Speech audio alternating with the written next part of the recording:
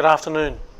My name is Doug McCall. I'm going to talk to you a little bit today about customer analytics and how they can be used to monetize and generate new revenue streams for an operator. You're all familiar with the telephone network. There's lots of data coming off the telephone network, things about your location, what sort of applications you're looking, whether you're talking on the phone, whether you're moving, whether you're stationary.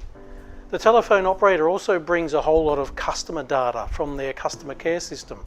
Whenever you sign up, they've got your name, your billing address, where you live, your date of birth, etc.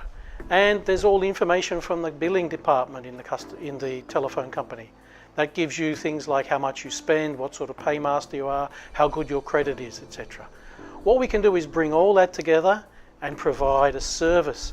Maybe you want to open a new business, maybe you're an advertising company, maybe you're a big retailer, maybe you're a department store that wants to know who's coming and going, maybe you've got billboards down a highway and you want to see what sort of traffic is passing that highway so you can adjust the advertising on your billboard. Those sort of things. So let's have a look at an example here. Let's say you want to open a ladies' clothing store and you think that this location might be okay, but you're not really sure and it looks okay because there's no competitors, but I want to know, what do the people like to go shopping there? How many people go shopping? What's the volume of traffic like? How much money do they have? Where do they come from? Because that way I can make a much more informed decision.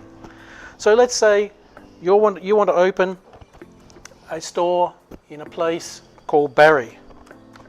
Barrie is a suburb, in this case, of Toronto. If we have a look at our map here, we can see here's a great big shopping centre. There's a home improvement store, optical store, BMW dealer, there's hotels, all sorts of things. Why don't we go and see what sort of people go into that area, how many people go into that area, and what sort of value they might be able to bring you if you were to open your clothing shop, your female clothing shop, here. So we can ring fence that area and we can actually see, for a 2-kilometre radius in this case, how many cell sites there are. There are 9 cell sites, so we're getting data off 9 different cells. If we go and have a look at some time periods and we can compare yesterday, today, last summer, last year, last Hari Raya, whatever it is that we want to go and compare, we've got all that historical data we can do all sorts of analysis with. So let's have a look here, and we're going to take some historical data for a 90-day period, and we're going to call this My Shop. Let's have a look and see what things look like in My Shop. Right now we're gathering all the data for this time period, we're doing that analysis, and you can see we have 28,000 people, individual subscribers in that area. Let's have a look at what the demographics of that group of people are. Straight away we can see the sex of those people, and we note that there's a lot more women than men in this area. So opening a ladies' clothing store could be good. We can also tell, and this is taking data from the customer care system, their age group. So we know that between 40 and 55 is the typical age of the female shoppers in that area. Suddenly we know what sort of clothes to buy and what sort of fashions to bring in. We can also see that they're very high spenders, so we can probably bring in some designer labels and top-end brands. So now we've got a much better idea about how this shop might go and where's the location and how it looks.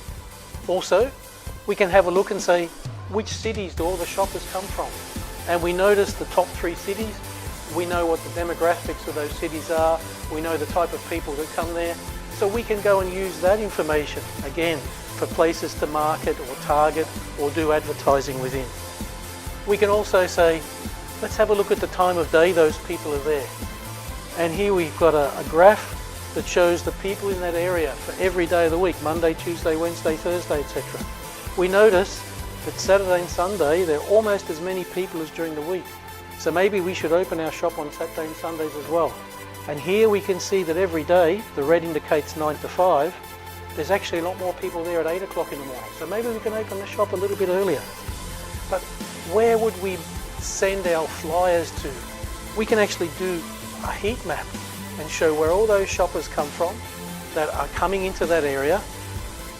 These places in red and orange, that's where I'd be dropping my flyers, doing a letterbox drop to promote the opening of my shop and all the sales I had at my shop. I'm not going to waste it by posting them here and posting them here, because people in those areas don't come to this shopping centre.